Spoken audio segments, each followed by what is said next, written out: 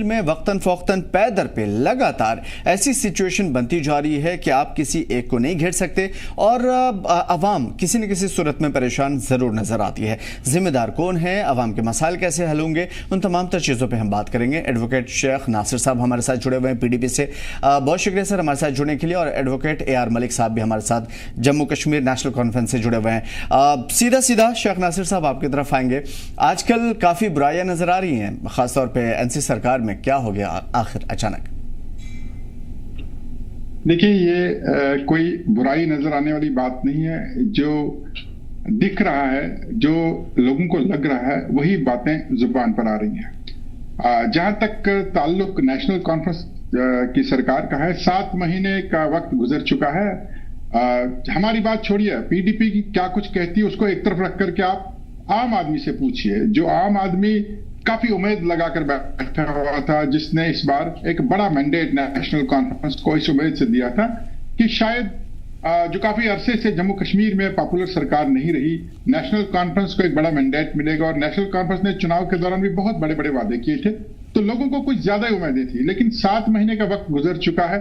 7 مہینے میں کسی بھی شعبے میں، آپ ڈیولپمنٹ کے شعبے کو لیجئے، امن کی بحالی کے معاملات کو لیجئے، یا لوگوں کی جو گریوانسز تھی، چاہے جموں کشمیر کے اسپیشل سٹیٹس کے حوالے سے یا جموں کشمیر کے ساتھ مرکز کی طرف سے جو تانا شاہی فیصلے لاگو ہوئے تھے، ان پر کچھ نہ کچھ رد عمل دکھانے کی، تو نیشنل کانفرنس ہر محاذ پر ناکام رہی، اور لوگوں کی امیدیں تو تب ٹوٹی، لوگوں کی آشائیں تب ٹوٹی، اور لوگ نیشنل کانفرنس سرکار سے تب نالاں ہو گئے جب ان کو لگا کہ دلی کے خلاف تو نیشنل کانفرنس زبان بالکل کھولنے کے لیے تیار نہیں ہے۔ پورے دیش میں اور دیش بھر کے مسلمانوں نے جموں کشمیر سے امید لگائی تھی کہ جب وقف امینڈمنٹ ایکٹ پاس ہوا تو جموں کشمیر مسلم میجارٹی اسٹیٹ ہے، دیکھتے ہیں کہ وہاں سے کیا اس کا رد عمل آتا ہے۔ لیکن نیشنل کانفرنس سرکار نے اور نیشنل کانفرنس کی لیڈرشپ نے، اسپیکر صاحب نے تو انتہا کر دی۔ انہوں نے تو اسمبلی میں اس بات پر آواز اٹھانے کی اجازت بھی نہیں دی۔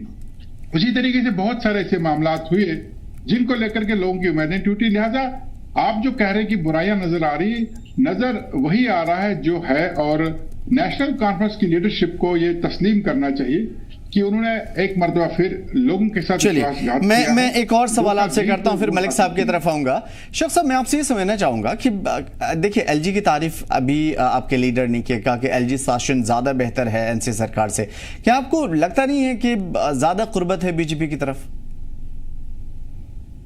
ایسا نہیں ہے۔ دیکھیے، نیشنل کانفرنس کے دور میں لوگوں کو جو امیدیں تھی، ہم بار بار یہ بات کہتے آئے ہیں کہ جموں کشمیر میں بجلی، پانی، سڑک، یہ تو ہر جگہ سمسیا رہی تھی۔ جموں کشمیر میں اس سے بڑی سمسیا، اس سے بڑے معاملات اور مسائل ہیں لوگوں کے۔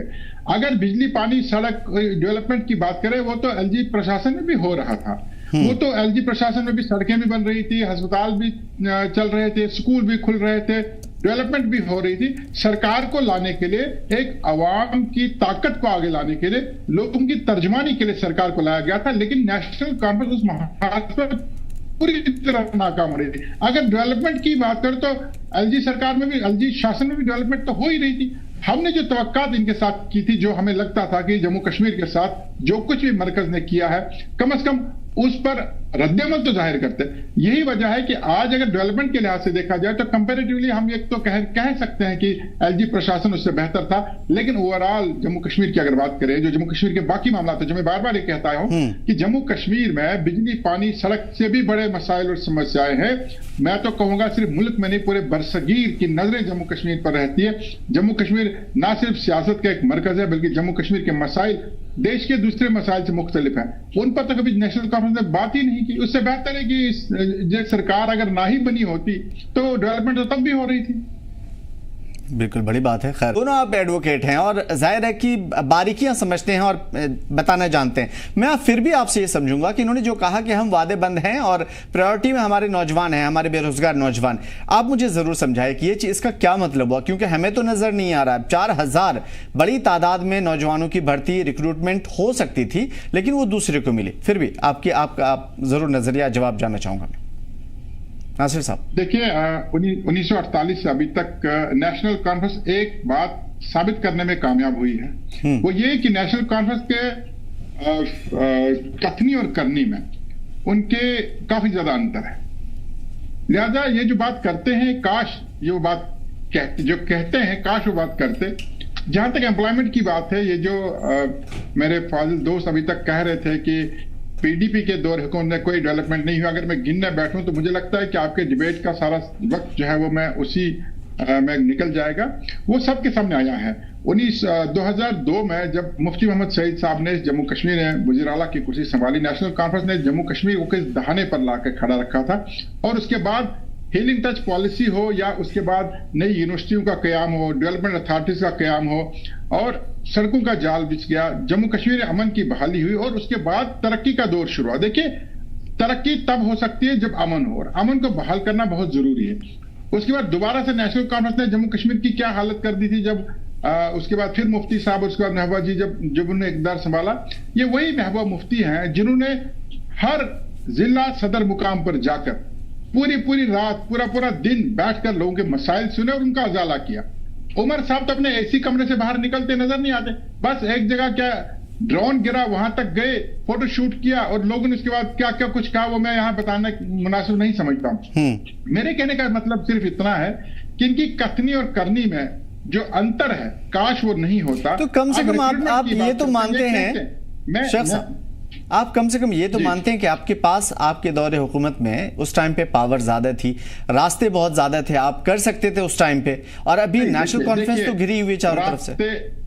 रास्ते बन जाते हैं। उमर साहब ने चुनाव से पहले कहा था कि यूटी में मैं चुनाव नहीं लड़ूंगा, मुझे यूटी का सीएम बनने का कोई शौक नहीं है, लेकिन उसके बाद चुनाव लड़ा। मैं वही बात फिर दोहराऊंगा, कथनी और करनी में काफी अंतर है। ये रिक्रूटमेंट का आपने बहुत अच्छी बात बताई। रिक्रूटमेंट का जो मुद्दा है, आज अगर 4000 असामियां इनके पास थी, इन्होंने एक्स सर्विसमैन को लगाया। देखिए, हम एक्स सर्विसमैन के खिलाफ नहीं है, लेकिन प्रायोरिटी यहाँ का नौजवान होना चाहिए। हमारे हजारों लाखों नौजवान बेरोजगार है, नौजवानों की तादाद एक स्टैटिस्टिक नहीं है, ये जम्मू कश्मीर का मुस्तकबिल है। और जम्मू कश्मीर का मुस्तकबिल किस तरीके से दर-बदर भटक रहा है, जम्मू कश्मीर का नौजवान रोजगार न होने की वजह से कितना परेशान हाल है, उस पर नजर नहीं डाली जा रही है। उसके बदले एक्स सर्विसमैन जो अपनी सर्विस करके आए हैं, जो रिटायर होके आए हैं, उन्हें दोबारा से रिक्रूट करने की बात हो रही है। और आज महबूबा जी ने उमर साहब से इसी बात की गुजारिश तो की है कि कम से कम जम्मू कश्मीर के नौजवानों की तरफ भी नजर दौड़ाइए। अगर आपके पास 4000 असामियां हैं, आपने तो कहा था इक़्तिदार में आएंगे हम लाखों पोस्ट एडवर्टाइज करेंगे, नौजवानों को रोजगार देंगे, दिया तो कुछ नहीं। अब अगर आपके पास 4000 असामियां हैं तो कम से कम प्रायोरिटी नौजवानों को रखिए, उन्हें रोजगार की जरूरत है, वो एक्स सर्विसमैन से ज्यादा बेटर परफॉर्म कर सकते हैं। लेकिन नहीं, हाँ, नौजवानों को रोजगार देने के लिए हम वादा बंद है, इस वादे को आप संदूक में ही बंद रखिए, क्योंकि ये सिर्फ 5 साल आप कहते जाएंगे हम वादा बंद है, करेंगे कुछ भी नहीं। आज अगर करने का मौका मिला है तो वहां पर भी आपको नौजवानों की तरफ नजर नहीं पड़ रही, आप फिर एक्स सर्विसमैन की तरफ जा रहे। सीधी सी बात यह है कि मौजूदा सरकार अपना कोई भी एजेंडा, अपना कोई भी जो लाही अमल है, उसे जमीन पर अमलाने में पूरी तरह नाकाम हुई। मरकज की तरफ से जो अहकामात सादर होते हैं, चाहे पसे पर्दा या खुलेआम, ये उन पर ही वादबंद। हाँ, इन्हें फिक्र है अपने प्रोटोकॉल की, इन्हें फिक्र है कि इनके कहने पर ऑफिसरों की तबादले होने चाहिए, इन्हें फिक्र है कि इन्हें कोठियां मिलनी चाहिए, इन्हें फिक्र है कि अगर वो कहीं डिस्ट्रिक्ट में जाते हैं तो उन्हें रिसीव करने कौन आएगा। प्रोटोकॉल की फिक्र करना छोड़ दीजिए, अपनी तनख्वाहों की फिक्र करना छोड़ दीजिए। अगर आपने वाकई में जम्मू कश्मीर के मुस्तकबिल के लिए काम करना है, जम्मू कश्मीर के नौजवानों के लिए काम करना, तो करके दिखाइए। बातें बहुत हो गई, चुनाव से पहले भी आप लोगों ने बातें की, चुनाव के दौरान भी आप लोगों ने बातें की, और अब सरकार बनने के 7 माह गुजर जाने के बाद भी आपने बातें की। अगर आप पीडीपी के दौर हुकूमत की अगर हम बात करें, चाहे मुफ्ती मोहम्मद सईद साहब का दौर या महबूबा जी का दौर, शुरू के 7 महीने और आपके 7 महीने, मैं कह रहा हूं हमारे 3.5 महीने और अपने 7 महीने का मुआवजा करिए, और फिर देखिए कि किसने कितना काम किया है। चलिए, मुआवजे की बात आई है तो मुआवजे भी कर लेंगे करके। शेख साहब, मैं आपसे समझने की कोशिश करूंगा, एक हुकूमत जो इतनी मुश्किलों से निकल करके आई है, जितनी ज्यादा प्रॉब्लम इस सरकार को झेलनी पड़ रही है या सिचुएशन देखनी पड़ रही है टिल डेट, किसी भी सरकार को नहीं देखनी पड़ी होगी। शायद ये 90-80 के दहाई में हुई होंगी, तो शायद उस वक्त के हालात मुझे किताबों से या तारीख से मालूम है, बस उस वक्त के हालात हमने नहीं देखे। लेकिन ये 7 महीने काफी क्रूशियल रहे, तो आखिर थोड़ा सा तो टाइम देते सरकार को कि कुछ करती है आवाम के लिए। देखिए, वक्त इन्होंने खुद मुकर्रर किया था। चुनाव के वक्त भी इनको मालूम था कि हम यूटीटी में चुनाव लड़ रहे हैं, मैं आपको नेशनल कॉन्फ्रेंस का सिर्फ अभी जॉब को रिलेटेड बात चल रही थी कि जो 4000 असामियां फोर्सेस के लिए फोर्सेस में वेल्थ फोर्स में जो है वो पुर करनी है, जिसके लिए इन्होंने एक्स सर्विसमैन को जो है तरजीह दे रहे। मैं नेशनल कॉन्फ्रेंस का मैनिफेस्टो आपको दिखाना चाहूंगा। ये नेशनल कॉन्फ्रेंस ने चुनाव के दौरान एक मैनिफेस्टो दिया था, ठीक है, जिसमें उन्होंने कहा था कि government vacancies will be filled in 180 days. 180 दिन का इन्होंने खुद कहा था कि सरकार बनाने के बाद 180 दिन के अंदर हम गवर्नमेंट वैकेंसीज भरेंगे। यूथ एम्प्लॉयमेंट एक्ट हम 3 महीने के अंदर लागू करेंगे और स्टार्टअप जॉब्स हम शुरू करेंगे और 1 लाख नौजवानों को रोजगार देंगे। हम कोई टाइम फिक्स करने वाले लोग नहीं, ये टाइम तो उन्होंने खुद फिक्स किया था। हम तो उन्हीं का जवाब मांगते हैं कि अगर आपने लोगों को सबज बाग दिखाए और लोगों को बहकावे में लिया और वोट ले लिया, तो अब आप वो वादे पूरे क्यों नहीं कर रहे? ये बता रहे हैं कि हमें लोगों ने 2024 के चुनाव में वोट नहीं किया। 2014 में तो आप भी हाशिए पर आ गए थे। लोग तब्दीली चाहते हैं। लोगों को लगा कि शायद नेशनल कांग्रेस इस बार जो सबज बाग दिखा रही शायद कुछ कर पाएगी, इसलिए एक बड़ा मैंडेट दिया। और ये बात इन्हें भूलनी नहीं चाहिए कि इन्होंने ये चुनाव अलायंस में लड़ा, कांग्रेस इनके साथ थी और कांग्रेस के साथ मिलकर के इन्होंने जो ठीक है वो देखिए अवाम का फैसला है और उस चीज के लिए अवाम बेहतर तरीके से समझती है। करते हैं हम अवाम के फैसले को ऑनर करते हैं, लेकिन हम सिर्फ इनको याद दिलाना चाहते हैं कि जो कुछ आपने लोगों के साथ वादे किए अगर आपसे पूरे नहीं होते हैं तो पूरा करने की कोई पहल तो करें, आगे तो चले।